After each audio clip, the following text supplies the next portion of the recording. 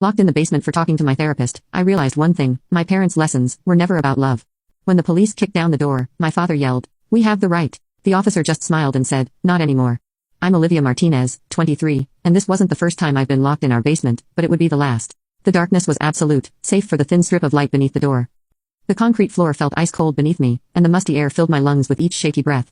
My crime. I've been caught talking to my therapist, Dr. Morgan, about our family matters. In the Martinez household, everything stayed within the family. Every bruise, every punishment, every lesson was our secret to keep.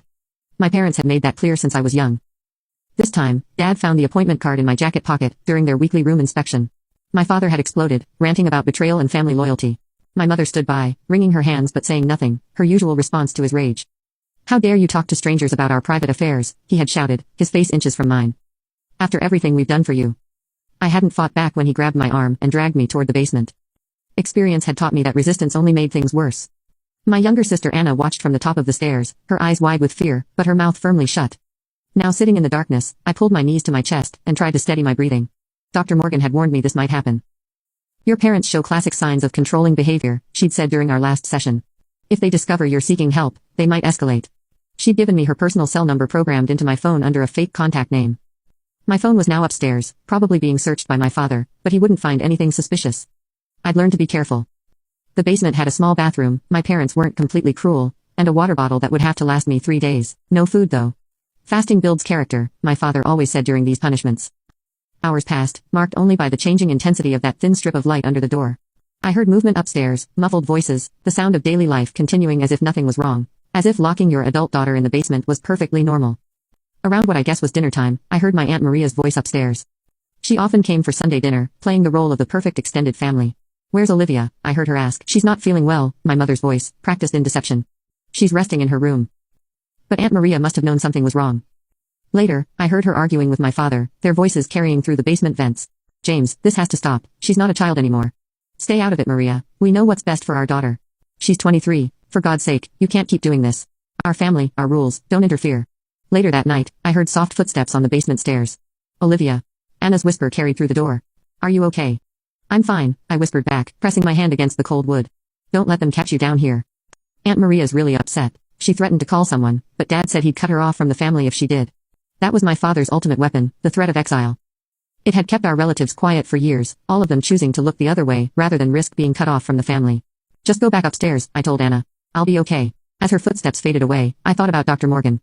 During our sessions, she'd helped me see how abnormal my family's behavior was, how the constant control and punishment weren't signs of love, but of abuse. She'd been helping me plan an escape, setting up a support system for when I was ready to leave. I hadn't been ready then, but lying on the cold basement floor listening to my family pretend everything was normal, I knew I couldn't live like this anymore. What my parents didn't know was that Dr. Morgan and I had set up a safety protocol.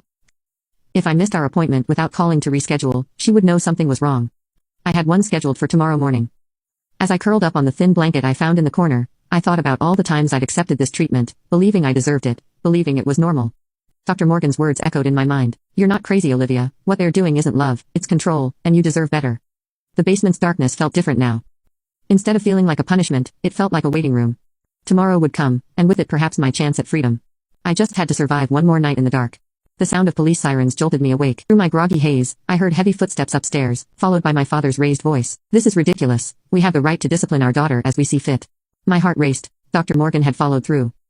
She'd known something was wrong when I missed my morning appointment. "Sir, we received a credible report of domestic abuse," a firm voice responded. "We need to see your daughter, Olivia Martinez." "She's not here," my mother interjected, her voice trembling. "She's staying with friends." "Then you wouldn't mind if we checked the premises." I wanted to scream, to bang on the door, but years of conditioning kept me silent. What if they didn't find me?